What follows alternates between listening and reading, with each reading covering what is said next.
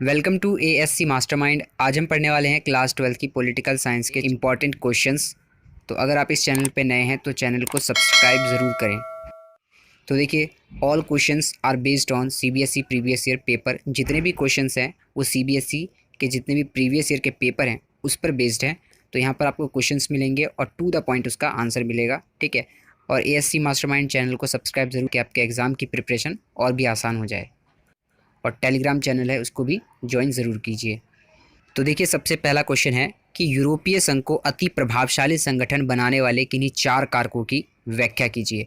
यानी ये जो क्वेश्चंस हैं ये यूरोपीय संघ पे बार बार रिपीट होते हैं, ठीक है। कई सारे ऐसे क्वेश्चन हैं जो रिपीट होते रहते हैं। तो जो भी क्वेश्चन तरह तरह के पूछे जाते हैं वो मैं आपको यहाँ पर अभी बताने वाला हूँ। पहला क्वेश्चन तो यूँ पूछा जाता है कि यूरोपीय संघ को अति प्रभावशाली संगठन बनाने वाले किन्हीं 4 कारकों की व्याख्या कीजिए। यानी वे कौन कौन से कारक है, वे कौन कौन सी बातें हैं जिसके कारण यूरोपीय संघ इतना शक्तिशाली संगठन है, ठीक है। यानी खासियत पूछी गई, विशेषता पूछी गई कि वो कौन कौन सी चीज़ें हैं। इसके अलावा है कि एक अधिराष्ट्र संगठन के रूप में यूरोपीय संघ की भूमिका की व्याख्या कीजिए। यानी एक अधिराष्ट्र संगठन, एक बहुत ही ज़्यादा मजबूत और शक्तिशाली संगठन के रूप में यूरोपीय संघ की क्या भूमिका है, उसकी क्या खासियत है या क्या विशेषता है, ये आपको बताना है, ठीक है। इसके अलावा एक और क्वेश्चन घुमा फिरा के पूछा जाता है, वो यूँ है कि यूरोपीय संघ को आर्थिक, राजनीतिक तथा सैनिक क्षेत्रों में एक अति प्रभावशाली संगठन क्यों समझा जाता है, ठीक है। यानी कि यूरोपीय संघ को आर्थिक क्षेत्र में, राजनीतिक क्षेत्र में और सैनिक क्षेत्रों में एक बहुत ही ज़्यादा मजबूत संगठन माना जाता है। ऐसा क्यों, क्या खासियत है इसमें? तो कुल मिला के यहाँ पर विशेषता पूछी गई है। तो देखते हैं, सबसे पहली विशेषता यूँ है कि यूरोपीय संघ का अपना झंडा, गान, स्थापना दिवस और अपनी मुद्रा है, ठीक है। यानी इसका खुद का एक झंडा है, ठीक है, यूरोपीय संघ का। इसका खुद का एंथम है, ठीक है। इसके अलावा स्थापना दिवस, ठीक है, 1992 जो है स्थापना दिवस होता है इनका अपना खुद का। और अपनी मुद्रा भी है, ठीक है। और यूरोपीय संघ की कौन सी मुद्रा है? तो यूरो, ठीक है, यूरो इनकी मुद्रा है। तो ये हो गई विशेषता। दूसरी विशेषता है कि यूरोपीय संघ की अपनी विदेश नीति, ठीक है, विदेश नीति और अपनी सुरक्षा नीति है। विदेश नीति यानी कि दूसरे देशों से कैसे संबंध रखने हैं, ठीक है, किनका विरोध करना है, किसका समर्थन करना है, ये खुद की ये विदेश नीति भी है इनकी। और सुरक्षा नीति भी है, ठीक है, कि किस तरह से आपसी जो संगठन में शामिल देश हैं, यूरोपीय संघ में शामिल जो देश हैं, उनकी सुरक्षा कैसे की जाए, उसकी भी इन्होंने अपनी नीति बना रखी है, ठीक है। तो सुरक्षा नीति भी है इनकी खुद की। क्लियर है? उसके बाद तीसरा है कि 2005 में यूरोपीय संघ दुनिया की सबसे बड़ी अर्थव्यवस्था थी। ये बहुत ही बड़ी बात है, ठीक है, कि दुनिया की सबसे बड़ी अर्थव्यवस्था थी 2005 में यूरोपीय संघ, ठीक है। इसका सकल घरेलू उत्पाद यानी कि जो जीडीपी है वो 12,000 अरब डॉलर था। और यहाँ तक कि अमेरिका से भी थोड़ा ज़्यादा, ठीक है। यानी यहाँ पे देखिए कि 2005 में अमेरिका से भी ऊपर सबसे बड़ी अर्थव्यवस्था थी और 12,000 अरब डॉलर की इसकी जीडीपी थी, ठीक है। तो ये हो गई तीसरी विशेषता। चौथी विशेषता है कि विश्व व्यापार में इसकी हिस्सेदारी अमेरिका से 3 गुना ज़्यादा थी, ठीक है। यानी विश्व में जो व्यापार होता है एक देश से दूसरे देश के साथ, तो इस चीज़ में विश्व व्यापार में यूरोपीय संघ की हिस्सेदारी 3 गुना ज़्यादा थी अमेरिका से भी। अमेरिका जितना व्यापार करता था उसका 3 गुना ज़्यादा व्यापार यूरोपीय संघ अकेले करता था। उसके अलावा पांचवी विशेषता होगी कि यूरोपीय संघ के 2 सदस्य देश ब्रिटेन और फ्रांस सुरक्षा परिषद के स्थायी सदस्य हैं, ठीक है। अब यहाँ पे यह देखिए कि जो ब्रिटेन है और फ्रांस है, ये सुरक्षा परिषद में, यानी यूएनओ का जो अंग है सुरक्षा परिषद, उसमें 5 ही स्थायी सदस्य देश होते हैं। तो उसमें से 2 जो हैं ब्रिटेन और फ्रांस, ये भी सुरक्षा परिषद के स्थायी सदस्य देश हैं, ठीक है। और ये बहुत शक्तिशाली हैं। तो इसका मतलब है कि अगर ये देश शक्तिशाली हैं और ये दोनों देश किस में शामिल है? यूरोपीय संघ में, तो इसका मतलब है कि यूरोपीय संघ भी शक्तिशाली हुआ। तो ये विशेषता हो गई पांचवी। उसके बाद है छठी विशेषता कि सैन्य ताकत के हिसाब से यूरोपीय संघ के पास दुनिया की दूसरी सबसे बड़ी सेना है, ठीक है। दुनिया की दूसरी सबसे बड़ी सेना किसके पास है? तो यूरोपीय संघ के पास। और इसका कुल रक्षा बजट अमेरिका के बाद से अधिक है, ठीक है। यानी कि अमेरिका के बाद देखा जाए तो रक्षा बजट सबसे ज़्यादा किसका आता है? तो वो है यूरोपीय संघ का। रक्षा बजट बेसिकली क्या है कि युद्ध या फिर सुरक्षा के लिए जो भी खर्चे किए जाते हैं देश की सुरक्षा के लिए, तो उसमें जो है इसे रक्षा बजट कहते हैं, ठीक है। तो रक्षा बजट जो है किसका अधिक है? अमेरिका का। और उसके बाद किसका अधिक है? तो यूरोपीय संघ का, ठीक है, ये याद रखना है। अब देखिए सातवीं विशेषता क्या है? यूरोपीय संघ के 2 देश ब्रिटेन और फ्रांस, ठीक है, यहाँ पे फिर से ब्रिटेन और फ्रांस के पास परमाणु हथियार है, ठीक है। और लगभग कितने परमाणु हथियार है? तो 550 परमाणु हथियार है यूरोपीय संघ के पास, ठीक है। तो इसका मतलब ब्रिटेन और फ्रांस के पास परमाणु हथियार है, तो इसका मतलब क्या है कि ये है यूरोपीय संघ में शामिल, तो यूरोपीय संघ के पास परमाणु हथियार हुए, ठीक है। तो इस तरह से इसकी विशेषता हो जाएगी। इसके अलावा अंतरिक्ष और संचार प्रौद्योगिकी यानी कि स्पेस और कम्युनिकेशन टेक्नोलॉजी के मामले में देखें तो यूरोपीय संघ दुनिया में दूसरे स्थान पर है, ठीक है, सेकंड पोजीशन पर, यानी अंतरिक्ष और संचार प्रौद्योगिकी के मामले में भी यूरोपीय संघ दूसरे स्थान पर है। तो हमने यहाँ पर क्या देखा कि सेना के मामले में भी दूसरे स्थान पर है और संचार प्रौद्योगिकी के मामले पर भी दूसरे स्थान पर है। ठीक है, तो ये कुछ यूरोपीय संघ की विशेषता हो जाएंगी। उसके बाद देखिए नेक्स्ट क्वेश्चन है कि मार्शल योजना से क्या अभिप्राय है, मार्शल योजना क्या था। ठीक है, तो आपको यहाँ पे बताना है कि दूसरे विश्व युद्ध के बाद यानी कि 1945 तक यूरोप की अर्थव्यवस्था बर्बाद हो चुकी थी। ठीक है, क्योंकि युद्ध होता है तो उस दौरान सभी के देश की अर्थव्यवस्था पर बुरा असर ही पड़ता है। ठीक है, तो यूरोप की अर्थव्यवस्था बर्बाद हो चुकी थी। फिर अमेरिका ने यूरोप की अर्थव्यवस्था को फिर से खड़ी करने के लिए ज़बरदस्त मदद की। इसे मार्शल योजना के नाम से जाना जाता है। यानी अमेरिका ने क्या किया, एक आर्थिक मदद पहुँचाई यूरोप को, जिससे क्या हुआ, यूरोप की जो अर्थव्यवस्था है वो फिर से खड़ी हो गई, यानी कि अर्थव्यवस्था जो है फिर से ट्रैक पे आ गई और इस वजह से उसका जो विकास है यूरोप का वो तेज़ होने लगा। तो क्या हुआ कि इस मदद को मार्शल योजना कहा जाने लगा। ठीक है, तो इसमें लिखेंगे कि दूसरे विश्व युद्ध के बाद यानी 1945 तक यूरोप की अर्थव्यवस्था बर्बाद हो चुकी थी। फिर अमेरिका ने यूरोप की अर्थव्यवस्था को फिर से खड़ी करने के लिए ज़बरदस्त मदद की। ठीक है, और इसे मार्शल योजना के नाम से जाना जाता है। ठीक है, उसके बाद देखिए नेक्स्ट क्वेश्चन है कि यूरोपीय संघ के झंडे में बना हुआ जो सोने रंग के सितारे का घेरा है वह किस संदेश का प्रतीक है। ठीक है, तो मैं पहले आपको वो झंडा दिखा देता हूँ। देखिए ये रहा। तो इसमें जो पूछा गया है कि ये जो सोने रंग का घेरा है, ठीक है, सोने रंग के सितारे का घेरा, ये किस चीज़ का प्रतीक है। तो यहाँ देखिए सोने के रंग के सितारे का घेरा यूरोप के लोगों की एकता और मेल मिलाप का प्रतीक है। किसका, एकता और मेल मिलाप का प्रतीक है। ठीक है, इसके अलावा क्वेश्चन ये भी आता है कि 12 सितारे ही क्यों दिए हुए हैं इसमें। तो इसमें ये आता है क्योंकि 12 की संख्या को वहाँ पारंपरिक रूप से, ठीक है, पारंपरिक रूप से पूर्णता, समग्रता और एकता का प्रतीक माना जाता है। ठीक है, तो एकता और मेल मिलाप जो है लगभग सेम ही है। ठीक है, इसमें तो इस तरह से आपको लिखना होगा। उम्मीद आपको समझ में आ गया होगा। उसके बाद देखिए नेक्स्ट क्वेश्चन है कि आसियान शैली किसे कहते हैं। ठीक है, बेसिकली आसियान जो टॉपिक है उसमें से ये क्वेश्चन ज़रूर आता है कि आसियान शैली का क्या मतलब है। तो जो बुक में लैंग्वेज यूज़ हुई है बिल्कुल वही आपको लिखना है। ठीक है, इसमें क्या लिखना है, आसियान शैली, पहले हेडिंग डाल दिया, उसके बाद बताएंगे कि अनौपचारिक, टकराव रहित और सहयोगात्मक जो मेल मिलाप का तरीका है उसी को कहते हैं आसियान शैली। ठीक है, तो आपको ये 3 वर्ड अनौपचारिक, टकराव रहित और सहयोगात्मक, ठीक है, ये 3 वर्ड याद रखने हैं। तो अनौपचारिक, टकराव रहित और सहयोगात्मक मेल मिलाप के तरीके को आसियान शैली कहा जाता है। ठीक है, उसके बाद नेक्स्ट क्वेश्चन है कि आसियान क्षेत्रीय मंच की स्थापना कब हुई तथा इसका उद्देश्य क्या है। तो यहाँ पर एक बात याद रखना है कि यहाँ पर आसियान क्षेत्रीय मंच बोला है, सिर्फ आसियान नहीं, आसियान क्षेत्रीय मंच। तो आसियान क्षेत्रीय मंच की स्थापना जो है वो 1994 में हुई। ठीक है, और यहाँ पर क्या बोला गया, इसका उद्देश्य भी पूछा गया है। ठीक है, कि इस आसियान क्षेत्रीय मंच को क्यों स्थापित किया गया था, क्या ज़रूरत पड़ गई इसकी। इसका उद्देश्य क्या है, देखिए आसियान देशों की सुरक्षा और विदेश नीति में तालमेल बनाने के लिए इस मंच की स्थापना की गई।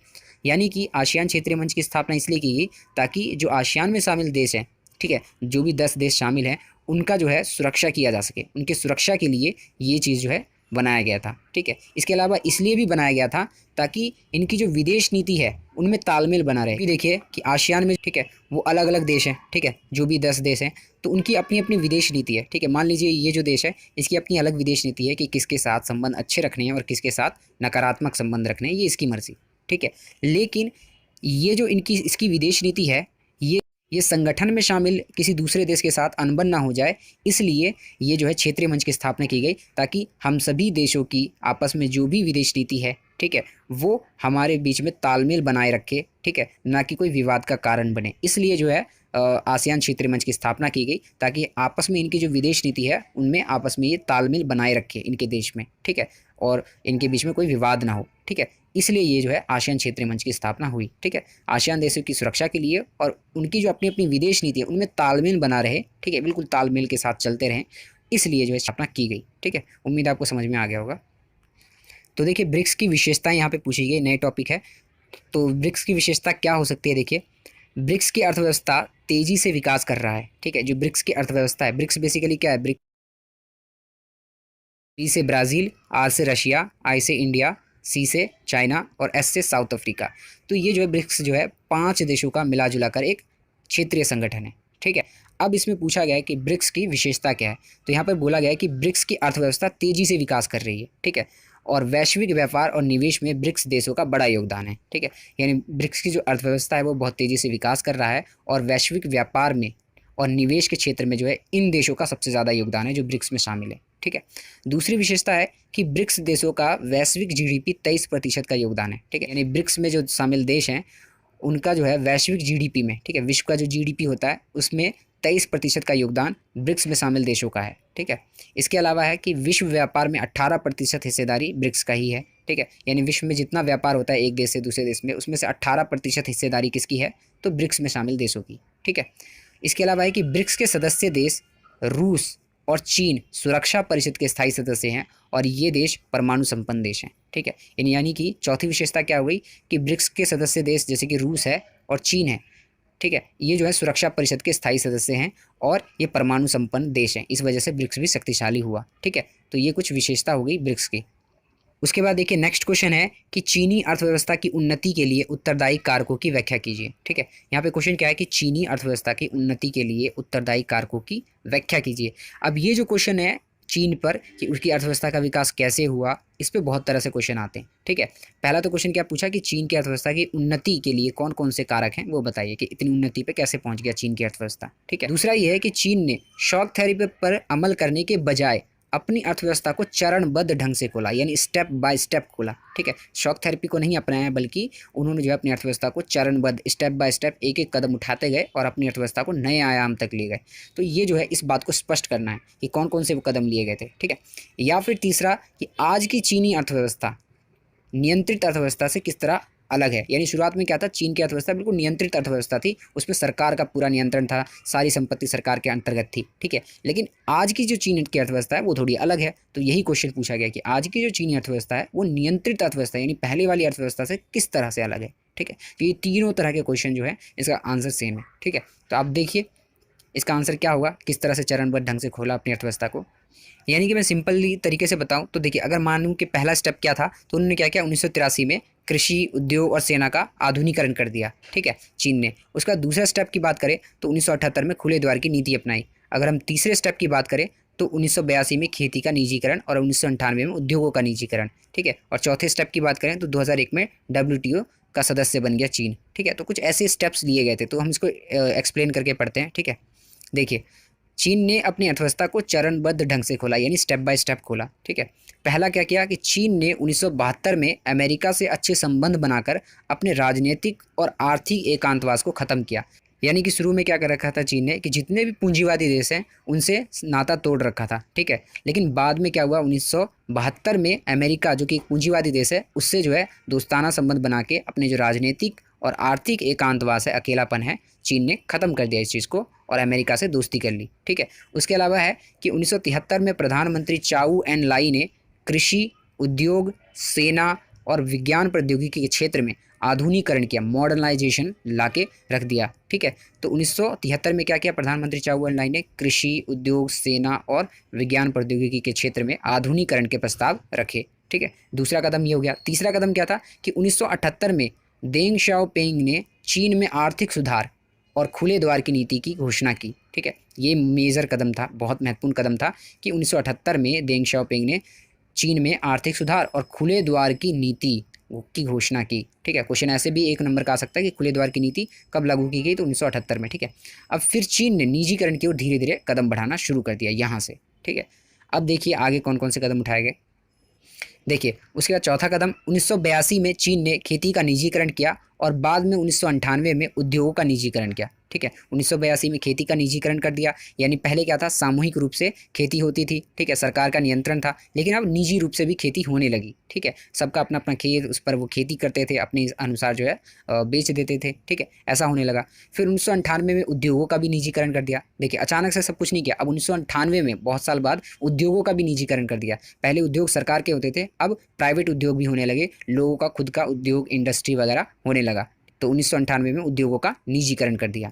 उसके बाद देखिए इससे क्या हुआ, फ़ायदा क्या हुआ निजीकरण करने से। कृषि के निजीकरण से कृषि उत्पाद और ग्रामीण आय में बढ़ोतरी हुई, ठीक है। कृषि उत्पाद में वृद्धि होने लगी, बहुत ज़्यादा अनाज होने लगा और ग्रामीण क्षेत्रों में जो आय है लोगों की वो बढ़ने लगी थी, ठीक है। और इसमें उद्योगों की संख्या भी बढ़ी क्योंकि प्राइवेट उद्योग कर दिए थे, लोगों ने बहुत सारे उद्योग खोलना शुरू कर दिया था, ठीक है।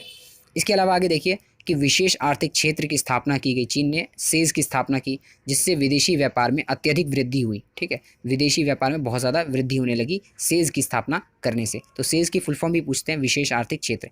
बेसिकली ये एक ऐसा क्षेत्र होता है जहाँ पर दूसरे कंपनियों को निवेश करने के लिए या व्यापार करने के लिए आकर्षित किया जाता है, और यहाँ पर थोड़ा बहुत इम्पोर्ट ड्यूटी वगैरह में जो है, यानी कि आयात कर जो है, इस पर कमी कर दी जाती है, कटौती कर जाती है, ताकि करों में कटौती करने से जो दूसरे कंपनियां हैं वो निवेश करने में या फिर जो उद्योग लगाने के लिए जो है जल्दी से जल्दी आकर्षित हो और यहाँ पर निवेश करें। तो इससे क्या होता है, विदेशी व्यापार में बढ़ोतरी हुई चीन में। ठीक है, इसके अलावा है कि चीन के पास विदेशी मुद्रा भंडार है, जिससे चीन दूसरे देशों में निवेश कर रहा है। ठीक है, अब चीन के पास विदेशी मुद्रा भंडार, दूसरे देशों की बहुत सारी करेंसी आने लगी, जिससे क्या हुआ, अब उन पैसों को चीन दूसरे देशों में निवेश करने लगा। इसके अलावा चीन ने 2001 में विश्व व्यापार संगठन यानी WTO में शामिल हो गया।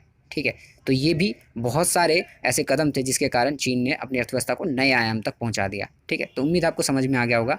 उसके बाद देखिए नेक्स्ट क्वेश्चन है कि विश्व में शक्ति के नए केंद्र के रूप में रूस का वर्णन कीजिए। ठीक है, यहाँ पर आपको रूस, ठीक है, रूस की विशेषता भी आपको याद होनी चाहिए, नया टॉपिक है और क्वेश्चन ज़रूर आ सकता है। ठीक है, तो देखिए इसके अलावा और कैसे पूछा जा सकता है कि शक्तियों के नए केंद्र के रूप में रूस की विशेषताओं का वर्णन कीजिए। ठीक है, और भी कई तरीके से पूछा जा सकता है कि आर्थिक या सैनिक रूप में रूस की विशेषता बताइए। ठीक है, तो आपको रूस के बारे में ज़रूर पूछेंगे, हो सकता है कि विशेषता पूछ ले या कैसे भी पूछ ले, तो आपको जितने भी नए टॉपिक हैं उसकी विशेषता वगैरह जो है रूस के, इजराइल के पता होना चाहिए। ठीक है, कोई सा भी पूछा जा सकता है। तो देखिए रूस की क्या विशेषता है आर्थिक और सैन्य रूप में।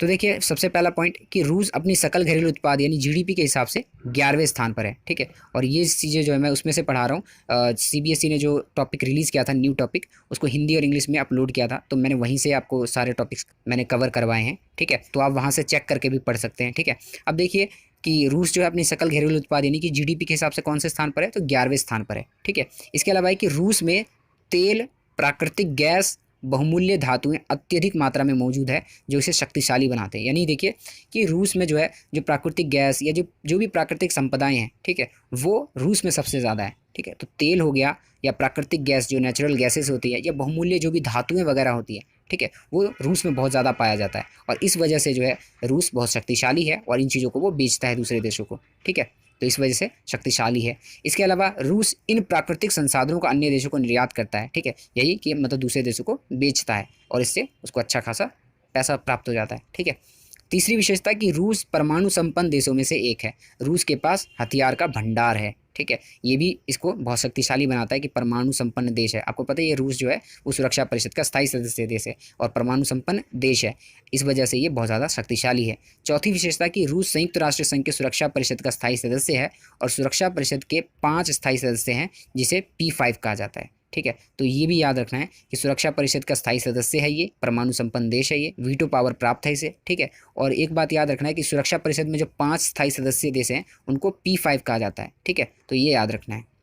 उसके बाद देखिए शक्तियों के नए केंद्र के रूप में इजराइल की विशेषता। ठीक है, तो इजराइल के सैन्य और आर्थिक विशेषता आपसे पूछी जा सकती है। तो देखिए इसमें क्या है कि इजराइल को आर्थिक और औद्योगिक विकास में मध्य पूर्व में सबसे उन्नत देश माना जाता है। अगर आप देखेंगे विश्व के मध्य और पूर्व के एरिया में, तो सबसे विकसित देश जो है माना जाता है वो इजराइल को माना जाता है। ठीक है, सबसे ज़्यादा संपन्न देश, आर्थिक और औद्योगिक क्षेत्र के हिसाब से इजराइल एक संपन्न देश है।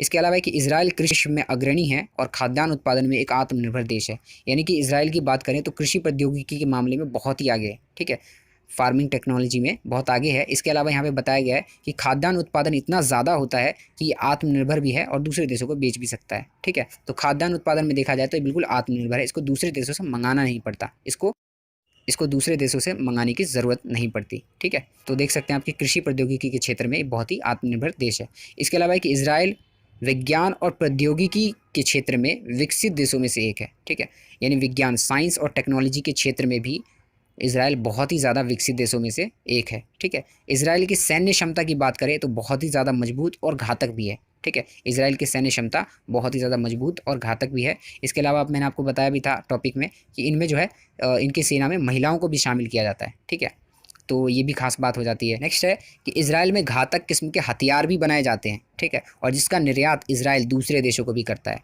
ठीक है, यानी यहाँ पर घातक किस्म के हथियार बनाए जाते हैं और यही हथियार जो है निर्यात करता है इजराइल, दूसरे देशों को बेचता है। ठीक है, तो आप यहाँ पे देख सकते हैं कि कितना ज़्यादा इसको शक्तिशाली बनाता है ये चीज़ें। ठीक है, इसके अलावा है कि इजराइल औद्योगिकरण, ठीक है, नवाचार, नवाचार का मतलब यहाँ पर है इनोवेशन, ठीक है, नई नई चीज़ें इन्वेंट करना, ठीक है, तो नवाचार और गुप्तचर मामले, ठीक है, गुप्तचर मामले मतलब इंटेलिजेंस, ठीक है, खुफिया जानकारी वगैरह, ठीक है, इकट्ठा करना, तो इन सभी मामलों में ये क्या है, बहुत आगे है, ठीक है।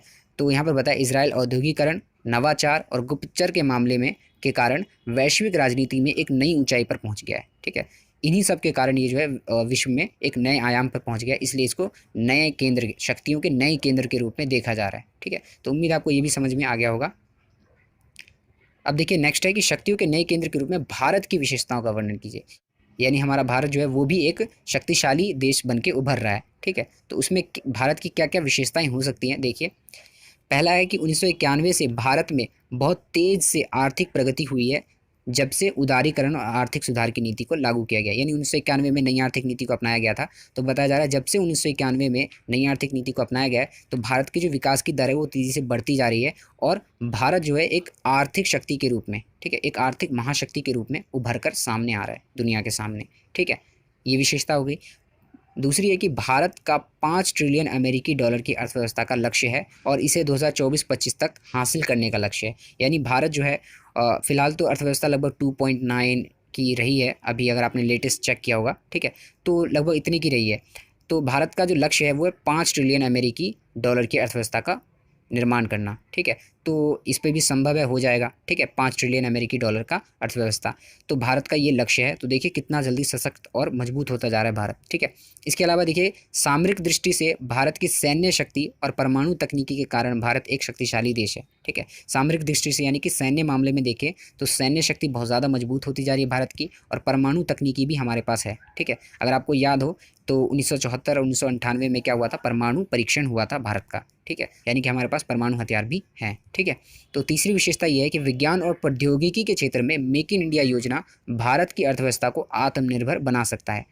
मेक इन इंडिया के माध्यम से सरकार विभिन्न देशों की कंपनियों को भारत में कर में छूट देकर अपना उद्योग भारत में ही लगाने के लिए प्रोत्साहित करेंगी। यानी मेक इन इंडिया के तहत क्या है कि दूसरी कंपनियों को बहुत कम कर लेगी, बहुत कम टैक्स लेगी, जिससे कि दूसरी कंपनियां यहाँ पर अपना उद्योग स्थापित करेंगी और यहीं भारत में सामान बनाएंगी, जिससे रोजगार का सृजन होगा, और यहाँ से फिर माल जो है बेचा जाएगा। तो यहाँ से जब माल दूसरे देश में बेचा जाएगा तो जो करेंसी है दूसरे देश की वो हमारे देश में आएगी, ठीक है। तो ये सारी चीज़ें जो है इसके तहत मेक इन इंडिया प्रोग्राम चलाया गया, ठीक है।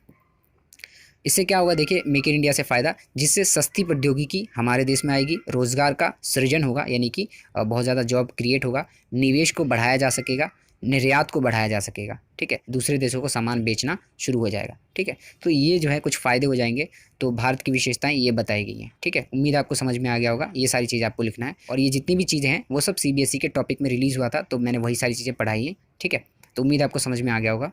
तो देखिए सबसे पहला क्वेश्चन, और एक और बात कि कई बार मुझे वीडियो बनाने में इसलिए वक्त लग जाता है क्योंकि क्वेश्चंस जो है मैं फाइंड करता हूँ आपके लिए। तो इंपॉर्टेंट क्वेश्चंस ऐसे ही नहीं होते हैं, जितने भी पेपर है पिछले साल के उन सबको एनालाइज करना पड़ता है, देखना पड़ता है कि कौन कौन से क्वेश्चन रिपीट हुए हैं, उन सब के आधार पर फिर ये इंपॉर्टेंट क्वेश्चन की वीडियो बनती है, ठीक है। तो इस चीज़ के लिए जो है मुझे थोड़ा वक्त लग जाता है, तो मैं कोशिश करता हूँ कि जल्द से जल्द वीडियो लेकर आऊँ, पर थोड़ा बहुत टाइम लग जाता है, ठीक है। तो देखिए सबसे पहला क्वेश्चन कि पाकिस्तान में लोकतंत्र की अस्थिरता के कोई 2 कारण लिखिए, ठीक है। पाकिस्तान में जो है लोकतंत्र अस्थिर क्यों रहता है, यानी कि लोकतंत्र ठीक से कायम क्यों नहीं रह पाता वहाँ पर, इसके 2 कारण लिखने हैं, ठीक है। इसके अलावा इस क्वेश्चन को और भी अलग तरीके से पूछा जाता है कि भारत की भांति पाकिस्तान में लोकतंत्र की जड़ें मजबूत क्यों नहीं हो सकी, जबकि दोनों ही देशों का इतिहास एक जैसा है। यानी कि भारत की ही तरह पाकिस्तान में भी लोकतंत्र मजबूत क्यों नहीं है, जबकि भारत और पाकिस्तान का इतिहास जो है वो तो एक जैसा ही रहा है, ठीक है। तो भारत में तो लोकतंत्र बहुत मजबूत है, लेकिन पाकिस्तान में लोकतंत्र मजबूत नहीं है, क्यों, कारण क्या है। तो यहाँ पर भी यही पूछा गया कि पाकिस्तान में लोकतंत्र कायम क्यों नहीं रहता, ठीक है। उसके बाद देखिए एक और तरीके से पूछा जाता है कि पाकिस्तान में स्थायी लोकतंत्र के निर्माण की असफलता के लिए उत्तरदायी कारकों की व्याख्या कीजिए। यानी पाकिस्तान में स्थायी लोकतंत्र, यानी लोकतंत्र जो वो स्थायी नहीं रह पाता, इसके निर्माण में असफल है ये, इनकी असफलता के पीछे क्या कारण है ये बताने हैं आपको, ठीक। तो इन तीनों क्वेश्चन का आंसर एक जैसा ही है, ठीक है, और ये जो है अलग अलग तरीके से पूछा गया है। तो देखिए निम्नलिखित कारणों से पाकिस्तान में लोकतंत्र स्थायी नहीं है। पहला कारण क्या है कि यहाँ सेना, धर्मगुरु और भूस्वामी अभिजनों का सामाजिक दबदबा है। यानी कि जो सेना है, धर्मगुरु होते हैं, ठीक है। और भूस्वामी अभिजन यानी कि जो समाज के प्रतिष्ठित और अमीर वर्ग होते हैं, उनका जो है समाज पर दबदबा होता है और इतनी ताकत होती है इनके पास कि ये जो मौजूदा सरकार है उसको हटा सके, ठीक है। लोकतंत्र से बनी जो सरकार है पाकिस्तान में उसको हटा देते हैं और जिसकी वजह से वहाँ पर सैनिक शासन को लगा देते हैं और यहाँ पर लोकतंत्र इस वजह से कायम नहीं हो पाता, ठीक है। तो पहला कारण ये हो गया। दूसरा है कि भारत पाकिस्तान का नकारात्मक संबंध, इसलिए देश की सुरक्षा के लिए सैनिक शासन को बढ़ावा दिया जाता है वहाँ पे। यानी कि भारत और पाकिस्तान का नकारात्मक संबंध है, इसलिए लोकतंत्र से बनी सरकार को वो बढ़ावा नहीं देते और वहाँ पर सैनिक शासन लगा देते हैं। और सैनिक शासन लगाने का तर्क ये देते हैं, फैक्ट ये बोलते हैं कि सैनिक शासन को बढ़ावा देने से उनका देश सुरक्षित रहता है, ठीक है। तो ऐसा वो कहते हैं। तो इसलिए वहाँ पर क्या करते हैं, लोकतंत्र को बढ़ावा ना देकर सैनिक शासन को बढ़ावा देते हैं, ठीक है। इसलिए पाकिस्तान में लोकतंत्र स्थायी नहीं रहता। तो दूसरा कारण हो गया कि भारत और पाकिस्तान का नकारात्मक संबंध है और इसलिए देश की सुरक्षा के लिए सैनिक शासन को बढ़ावा दिया जाता है, ना कि लोकतंत्र को। उसके बाद तीसरा है कि अमेरिका तथा अन्य पश्चिमी देशों ने अपने स्वार्थ के लिए पाकिस्तान में सैनिक शासन को बढ़ावा दिया। यानी कि यहाँ पे बोला गया है कि अमेरिका है और अन्य जो भी पश्चिमी देश वेस्टर्न कंट्री है वो सभी जो हैं पाकिस्तान में जो सैनिक शासन है उसको ज़्यादा बढ़ावा देते हैं, ना कि लोकतंत्र को। वो इसलिए क्योंकि अमेरिका या अन्य पश्चिमी देशों को ये डर है कि यदि पाकिस्तान के पास क्योंकि परमाणु हथियार है और यदि वो परमाणु हथियार आतंकवाद के हाथ लग गया या जो भी असामाजिक तत्व है उनके हाथ लग गया तो बहुत बड़ी तबाही हो सकती है। इसलिए वो हथियार किसी के हाथ ना लगे, इसलिए वहाँ पर सैनिक शासन को बढ़ावा देते हैं ताकि किसी गलत हाथों में ये सभी हथियार चले ना जाएं। इसलिए अमेरिका और अन्य पश्चिमी देश जो भी हैं वो सब वहाँ पर सैनिक शासन को बढ़ावा देते हैं, ठीक है, ना कि लोकतंत्र को, ठीक है। तो ये कुछ कारण हो गए जिसके कारण वहाँ पर लोकतंत्र कायम नहीं रह पाता। उसके बाद नेक्स्ट क्वेश्चन है कि पूर्वी पाकिस्तान में 1971 में पश्चिमी पाकिस्तान के विरुद्ध हुए जन आंदोलन के किन्हीं दो कारणों को स्पष्ट कीजिए। यानी कि पूर्वी पाकिस्तान, अगर हम बात करें 1971 से पहले की या लगभग 71 तक की बात करें तो उस समय दो पाकिस्तान थे। एक तरफ पूर्वी पाकिस्तान जिसे आज के समय में बांग्लादेश कहा जाता है और एक पश्चिमी पाकिस्तान जिसे आज के समय में पाकिस्तान कहते हैं सिर्फ, ठीक है। तो ये दो थे। तो यहाँ पर बोला गया है कि पूर्वी पाकिस्तान में 1971 में पश्चिमी पाकिस्तान के विरुद्ध आंदोलन क्यों हो जाता है, ठीक है। पूर्वी पाकिस्तान में यानी बांग्लादेश में उस समय आंदोलन हो जाते हैं पश्चिमी पाकिस्तान के खिलाफ। तो क्यों होता है उस समय आंदोलन? पूर्वी पाकिस्तान यानी कि बांग्लादेश निम्न कारणों से पश्चिमी पाकिस्तान का विरोध करता था, ठीक है। अब वो क्यों किया था विरोध? पहला कि पश्चिमी पाकिस्तान द्वारा पूर्वी पाकिस्तान पर उर्दू भाषा थोपी जा रही थी। यानी कि जो पाकिस्तान है वो पूर्वी पाकिस्तान पर उर्दू भाषा ज़बरदस्ती थोपते थे, जबकि पूर्वी पाकिस्तान में बंगाली भाषा बोली जाती थी, ठीक है। पूर्वी पाकिस्तान में बंगाली भाषा बोली जाती थी लेकिन पश्चिमी पाकिस्तान वाले पूर्वी पाकिस्तान पे उर्दू भाषा थोप रहे थे, ठीक है।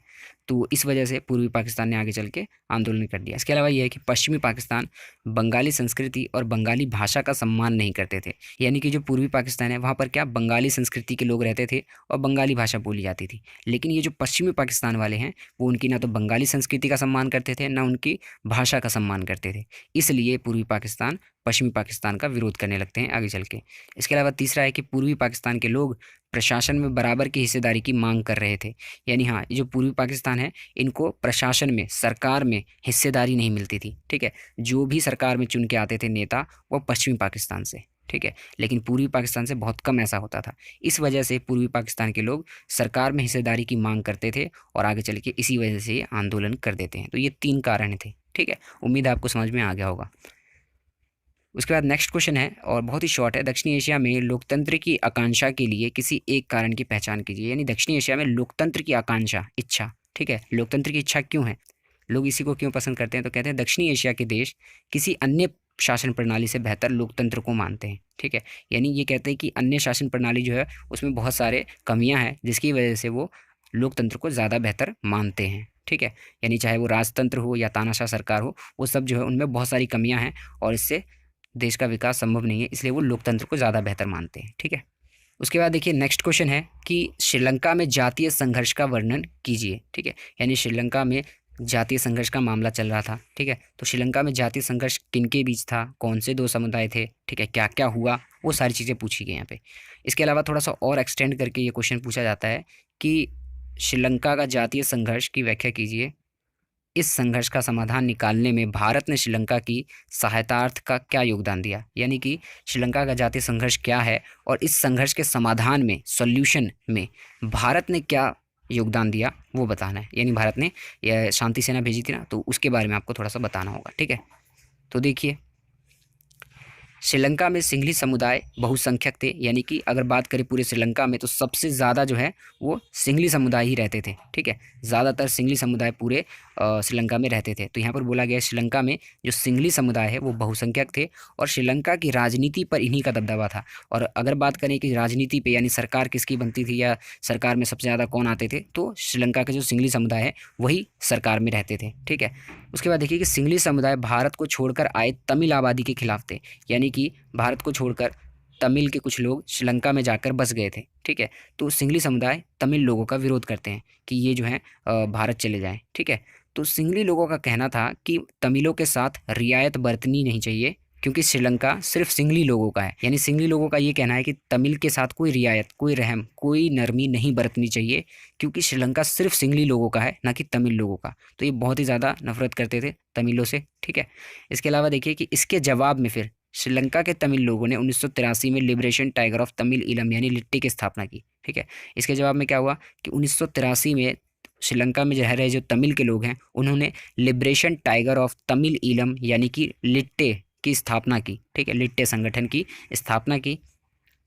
और उसके बाद क्या हुआ, अक्सर श्रीलंका की जो सेना है, श्रीलंका में जो सेना है उसके बीच और श्रीलंका में जो स्थापित लिट्टे है तमिल की, इन दोनों के बीच में अक्सर युद्ध होते रहते थे, सशस्त्र संघर्ष चलता रहता था। ठीक है, यहाँ तक बात क्लियर है। दो समुदाय थे, सिंघली समुदाय और एक श्रीलंका के तमिल, इन दोनों के बीच में विवाद था और इन्होंने अपना संगठन भी बना लिया आगे चल के। ठीक है, और उसके बाद क्या हुआ, श्रीलंका की सेना और लिट्टे के बीच में संघर्ष चलता रहा।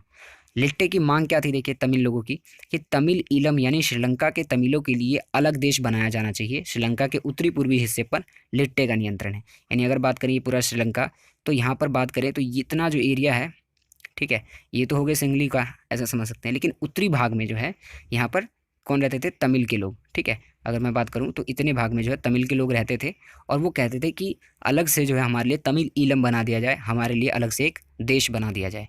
ये लिट्टे की मांग थी। ठीक है, लिट्टे की मांग क्या थी कि तमिल ईलम यानी कि तमिलों के लिए अलग देश बना दिया जाए श्रीलंका से अलग करके। ठीक है, ये उनका कहना था। ठीक है, तो मांग समझ में आ गई आपको। उसके बाद देखिए भारत का क्या योगदान था। भारत सरकार ने श्रीलंका की सरकार के साथ सामान्य संबंध बनाने के लिए 1987 में अपनी शांति सेना वहां भेजी, लेकिन भारतीय सेना और लिट्टे के बीच संघर्ष शुरू हो गया। यानी भारत सरकार ने क्या किया, श्रीलंका के साथ संबंध को सुधारने के लिए और वहां के विवाद को समाप्त करने के लिए सन 1987 में अपनी शांति सेना, ठीक है, सेना को भेजा ताकि वहां जो है शांति स्थापित कर सके। लेकिन हुआ यूं कि श्रीलंका में लिट्टे संगठन जो है तमिल का, उन्होंने क्या किया, भारत की सेना के साथ ही सशस्त्र संघर्ष शुरू कर दिया।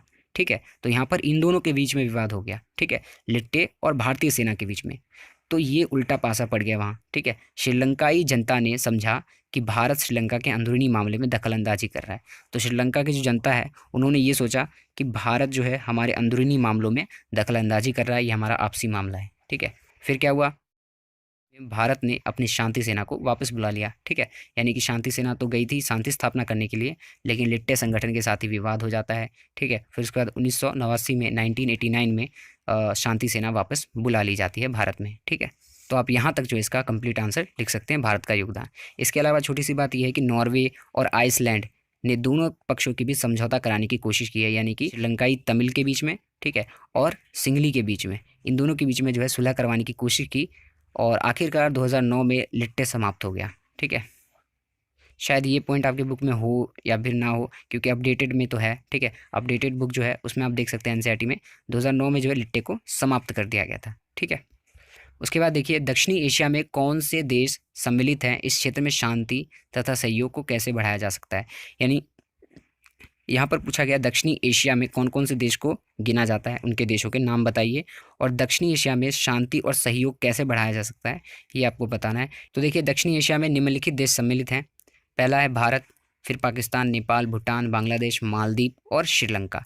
आप चाहें तो अफगानिस्तान भी लिख सकते हैं। ठीक है, अफगानिस्तान को भी माना जाता है। ठीक है, तो ये कुछ देश हो गए जो कि दक्षिणी एशिया में शामिल हैं। ठीक है, अब दक्षिणी एशिया के देशों के बीच में सहयोग कैसे बढ़ाया जा सकता है, क्योंकि दक्षिणी एशिया के जो देश हैं उनमें आपस में कुछ ना कुछ विवाद है, जैसे भारत पाकिस्तान का है। ठीक है, कई बार भारत और बांग्लादेश का भी एक आध बार हो गया था। ठीक है, तो कई बार ऐसे जो है विवाद होते रहते हैं, तो इनके बीच में सुलह कैसे करवाई जाए। तो पहला हम कह सकते हैं कि सार्क संगठन दक्षिणी एशिया देशों के बीच सहयोग का एक अच्छा रास्ता है। इससे दक्षिणी एशियाई देश अपने विवादों को भुलाकर अपने संगठन को मजबूत कर सकते हैं। ठीक, पहला जरिया है सार्क संगठन। ठीक है, सार्क संगठन के जरिए जो है इनके बीच में सहयोग का रास्ता खुल सकता है। और दूसरा कि यदि दक्षिणी एशियाई देश मुक्त व्यापार पर सहमत हो जाएं तो सहयोग की राह खुल सकती है और आसान हो सकती है ये चीज़। ठीक है, और इस कदम में क्या हुआ है कि साफ्टा पर भी हस्ताक्षर किए गए। तो दूसरे सुलह की बात ये लिखेंगे कि यदि इन देशों के बीच में आपसी व्यापार हो तो हो सकता है आर्थिक फायदे की वजह से इन सभी देशों के बीच में सुलह हो जाए और शांति की स्थापना हो जाए। और इसी कदम में क्या हुआ है कि साफ्टा की स्थापना की गई ताकि इन देशों के बीच में व्यापार हो और आर्थिक फ़ायदा हो और इनके बीच में शांति बनी रहे। ठीक है, तो ये दो तरीके हैं इनके बीच में सहयोग की राह दिखाने के लिए। ठीक है, तो ये आपको लिखना है। उसके बाद देखिए नेक्स्ट क्वेश्चन है कि यह कहना कहाँ तक उचित है यदि दक्षिणी एशिया के सभी देश अपनी सीमा रेखा के आर पार मुक्त व्यापार पर सहमत हो जाएं तो इस क्षेत्र में शांति और सहयोग के नए अध्याय की शुरुआत होगी। यानी यहाँ पे कहा जा रहा है कि यह कहना कितना हद तक सही होगा कि अगर दक्षिणी एशिया के सभी देश आपस में व्यापार करना शुरू कर दें तो उनके बीच में हो सकता है कि शांति बनी रहे। तो ये कहना कहाँ तक सही है, अपने पक्ष या विपक्ष में तर्क देना है। यहाँ पर जो है वो सही होना चाहिए, चाहे विपक्ष में दे या पक्ष में। तो देखिए पक्ष में तर्क क्या है, यदि दक्षिणी एशिया के देश के बीच व्यापार होता है तो ये देश पुराने विवादों को भुलाकर सहयोग करेंगे, यानी पुराने विवाद भूल जाएंगे और आपस में सहयोग करना शुरू कर देंगे।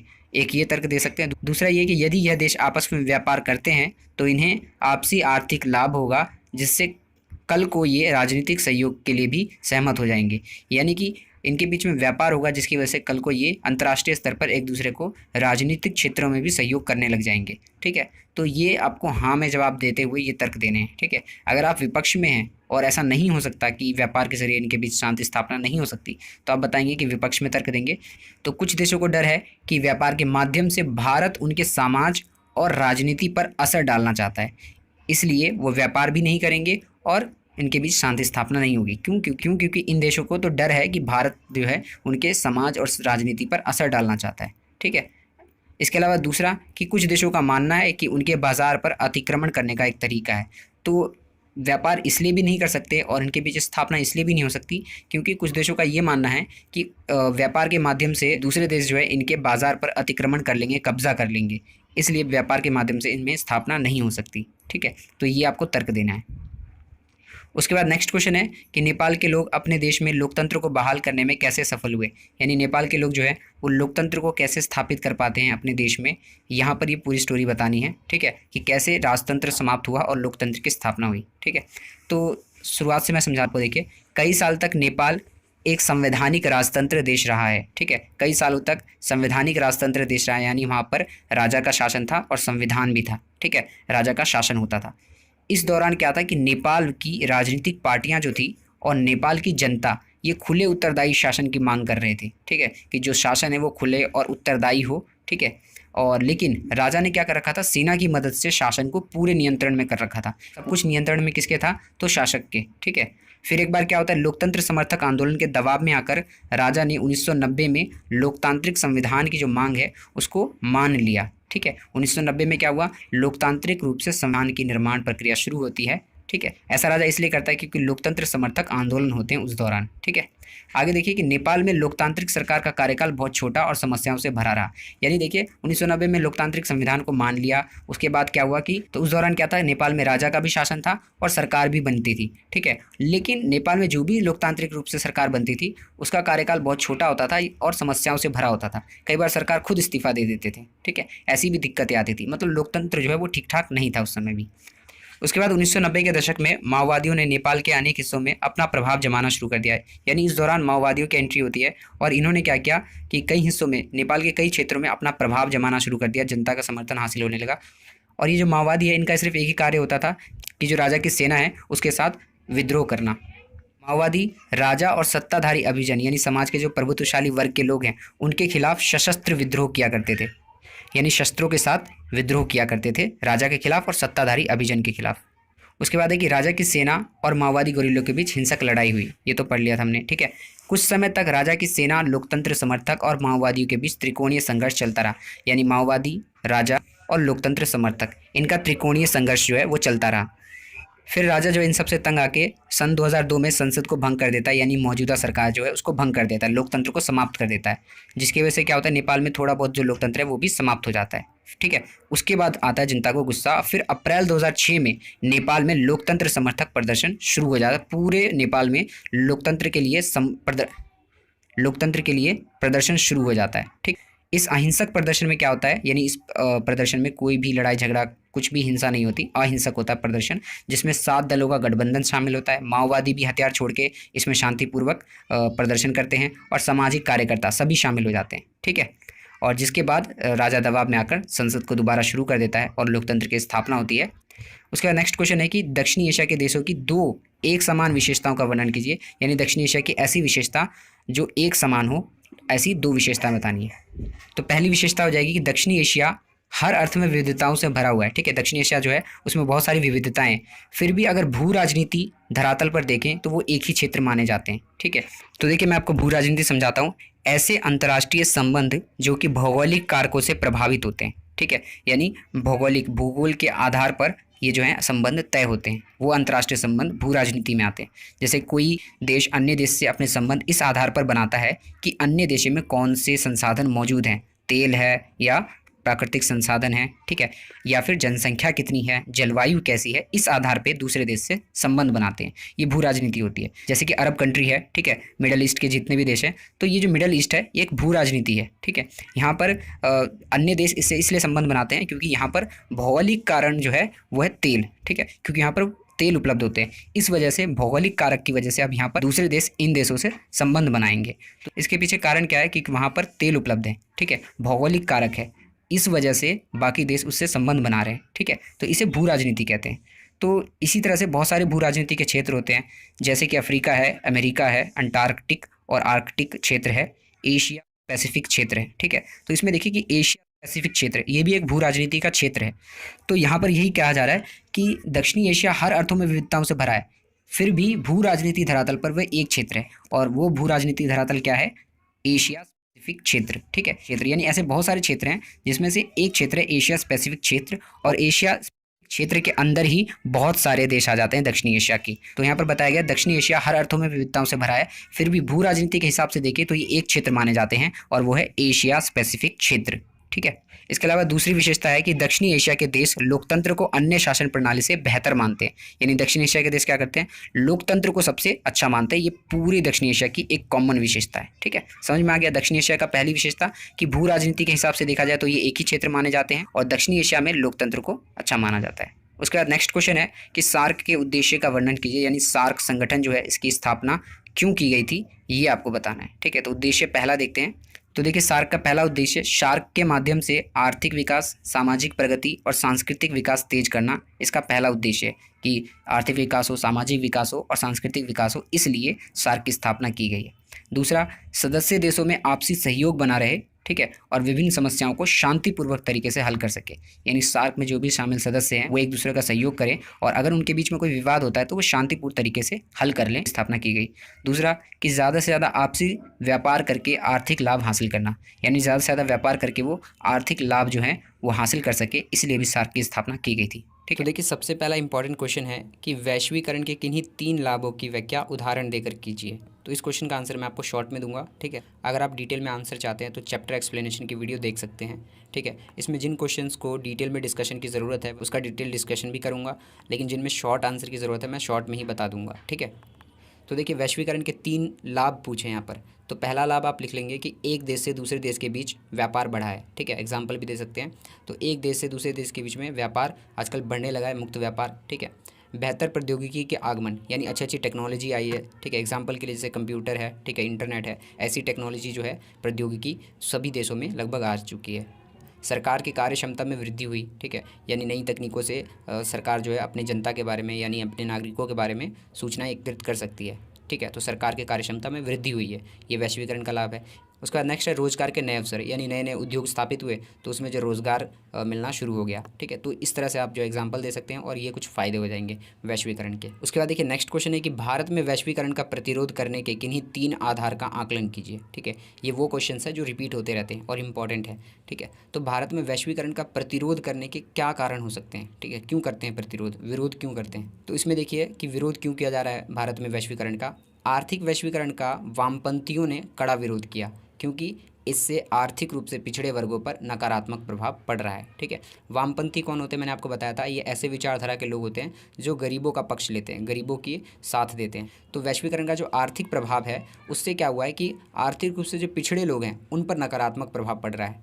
उसके बाद है कि औद्योगिक, श्रमिक और किसानों ने बहुराष्ट्रीय कंपनियों के प्रवेश का विरोध किया है। यानी जो विदेशी कंपनियां होती हैं, ठीक है, बहुराष्ट्रीय कंपनियां जिनका एक से ज़्यादा देशों में प्रसार होता है। ठीक है, बहुराष्ट्रीय कंपनी का मतलब होता है ये मल्टीनेशनल कंपनी जो एक से ज़्यादा देशों में होती है। ठीक है, तो ऐसी कंपनियां हर एक देश में है। तो श्रमिक जो होते हैं, औद्योगिक श्रमिक और किसान, इस चीज़ का विरोध करते हैं। ठीक है, उससे, क्योंकि इन कंपनियों से इन लोगों को घाटा होता है। ठीक है, इसके अलावा क्यों विरोध किया जाता है, वैश्वीकरण के आने से नीम को अमेरिका और यूरोपीय फर्मों ने पेटेंट कराने का प्रयास किया, जिसका कड़ा विरोध किया गया। ठीक है, तो वैश्वीकरण का इसलिए भी विरोध किया गया क्योंकि जो नीम है उसका अमेरिका और यूरोपीय फर्मों ने क्या किया, पेटेंट करवाने का, ठीक है, पेटेंट करवाने का प्रयास किया, जिसका कड़ा विरोध किया गया। यानी पेटेंट जो होता है एक तरह से रजिस्ट्रेशन करवा लेना कि इसका यूज़ जो है हम ही करेंगे। ठीक है, यानी अमेरिकी ही कर सकते थे, ऐसा कुछ पेटेंट करवाना चाहते थे ये, लेकिन भारत ने इस चीज़ का कड़ा विरोध किया। ठीक है, तो वैश्वीकरण का विरोध इसलिए कर रहे हैं क्योंकि इससे बहुत सारे बुरे बुरे परिणाम भी निकलते आ रहे हैं। इसके अलावा दक्षिण पंथ ने वैश्वीकरण का विरोध किया। कौन से वैश्वीकरण के प्रभाव का, तो सांस्कृतिक प्रभाव का, यानी संस्कृति जो है वो खराब होती जा रही है,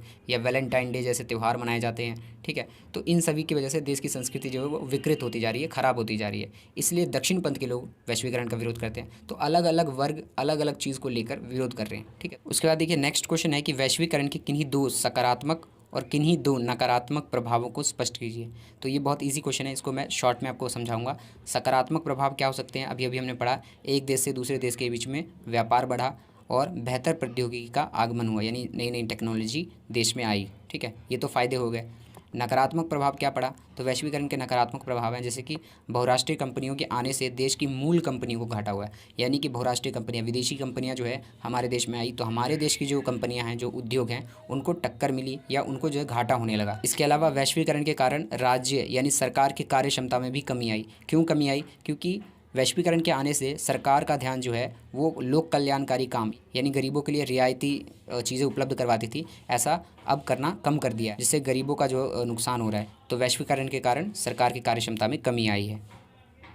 तो इस तरह से आपको वैश्वीकरण के दो सकारात्मक और दो नकारात्मक प्रभाव बताने हैं और आपको थोड़ा सा डिटेल में बताना होगा। ठीक है, उसके बाद नेक्स्ट क्वेश्चन है कि वैश्वीकरण की व्याख्या कीजिए, यानी वैश्वीकरण क्या है ये बताना है। इसके अलावा प्रौद्योगिकी ने किस प्रकार वैश्वीकरण को बढ़ावा देने में योगदान दिया है, यानी कि प्रौद्योगिकी यानी टेक्नोलॉजी का क्या योगदान है वैश्वीकरण को बढ़ाने में।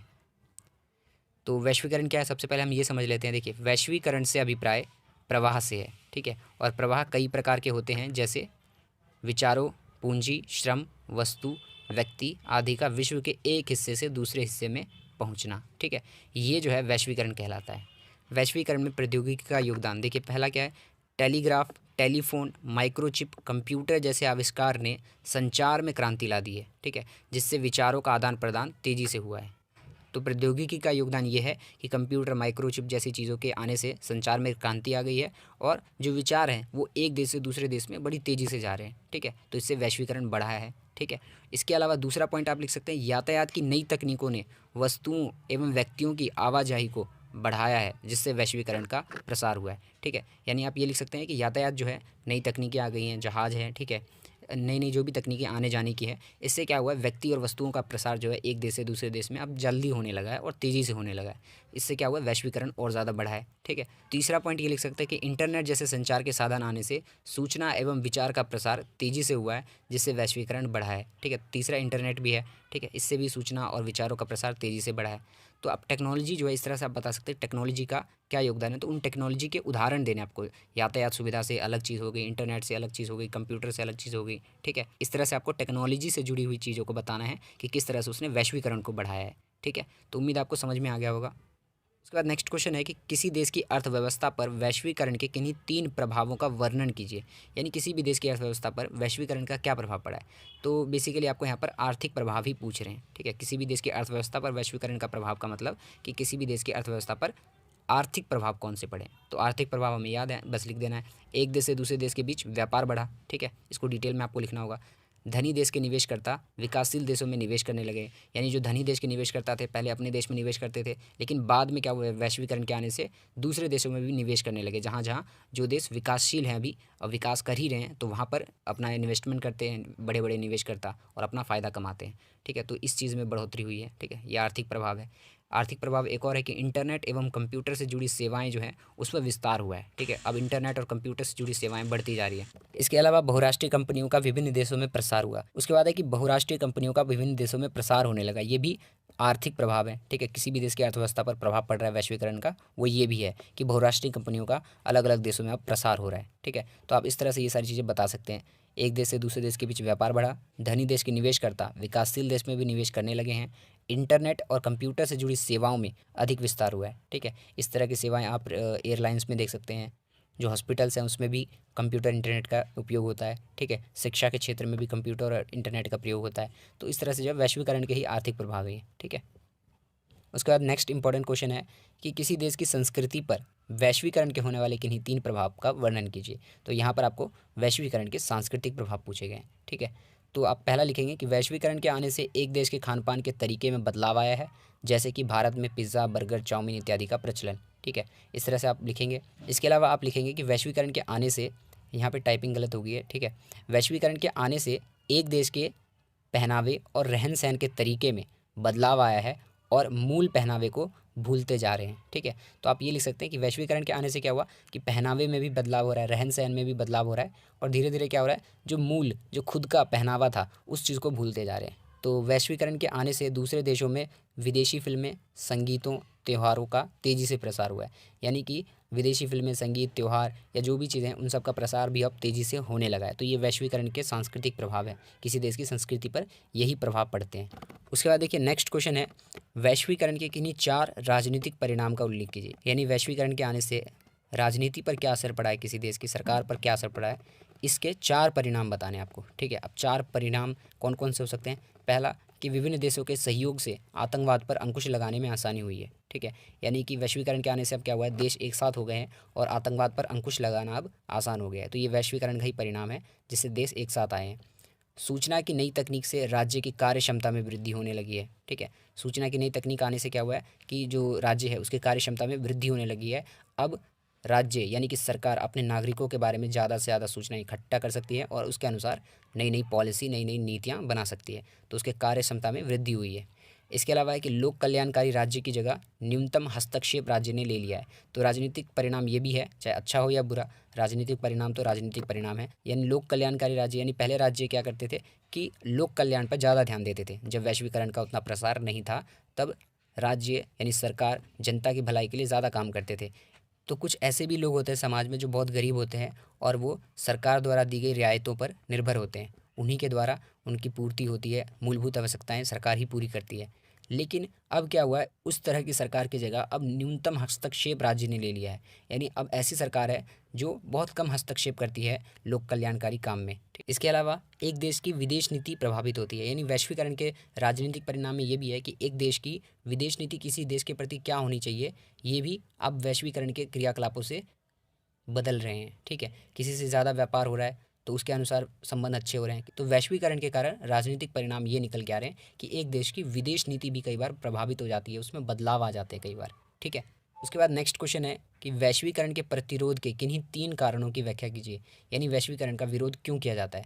तो यहाँ पर आप वामपंथ द्वारा विरोध और दक्षिण पंथ द्वारा जो विरोध किया जाता है, प्रतिरोध किया जाता है, वो आप लिख सकते हैं। ठीक है, इसमें 2, 3, 4 पॉइंट आ जाएंगे। ठीक है, तो वामपंथी द्वारा प्रतिरोध क्या किया जाता है कि वैश्वीकरण के कारण धनी बनते जा रहे हैं। ठीक है, और गरीब और ज़्यादा गरीब बनते जा रहे हैं। इस वजह से वे वैश्वीकरण का प्रतिरोध कर रहे हैं। यानी वामपंथी, मैंने आपको बताया था, वो लोग होते हैं जो गरीबों का पक्ष रखते हैं। ठीक है, तो वामपंथी ये कह रहे हैं कि धनी और धनी होते जा रहे हैं और गरीब और ज़्यादा गरीब होते जा रहे हैं, तो इस वजह से वो वैश्वीकरण का विरोध करते हैं। इसके अलावा वामपंथियों का तर्क ये भी है कि राज्य के कमज़ोर होने से गरीबों के हितों की रक्षा करने की क्षमता में कमी आई है। यानी राज्य जो वो कमज़ोर हो चुका है, मैंने आपको अभी समझाया था लोक कल्याणकारी राज्य, तो वो राज्य जो है अब नहीं रहा, अब गरीबों के हितों की रक्षा के लिए कोई नहीं रहा। ठीक है, तो ये चीज़ बताया जा रहा है यहाँ पर। तो अब दक्षिण पंथ क्यों विरोध करते हैं। दक्षिण पंथ बेसिकली ये जो है पूंजीपतियों का पक्ष रखते हैं। ठीक है, ये गरीबों का पक्ष रखते हैं और ये पूंजीपतियों का। तो दक्षिण पंथ को किस चीज़ की चिंता है, तो राज्य के कमज़ोर होने की। दक्षिण पंथ का यह मानना है कि औद्योगिक क्षेत्र में आत्मनिर्भर, आर्थिक रूप से आत्मनिर्भर हो और संरक्षणवाद जो है फिर से कायम हो जाना चाहिए। यानी हमारे देश की जो मूल कंपनियां हैं उनको सुरक्षा देने के लिए, जैसे पहले भारत में संरक्षणवाद की नीति थी, वैसी ही संरक्षणवाद की नीति होनी चाहिए। क्योंकि दक्षिण पंथ किसका पक्ष रखते हैं, तो पूंजीपतियों का, उद्योगपतियों का। तो उनकी औद्योगिक सुरक्षा के लिए जो ये चाहते हैं संरक्षणवाद फिर से कायम हो, क्योंकि वैश्वीकरण के आने से बाहर की कंपनियाँ देश में आने लगी है, इसलिए ये विरोध करते हैं वैश्वीकरण का। ठीक है, क्योंकि वैश्वीकरण के आने से देश की कंपनियों को नुकसान हो रहा है। ठीक है, तो इस तरह से आप इनके पॉइंट्स लिख सकते हैं। तो यही कुछ क्वेश्चंस थे, उम्मीद है आपको पसंद आए होंगे। मिलते हैं नेक्स्ट वीडियो में। Thanks for watching.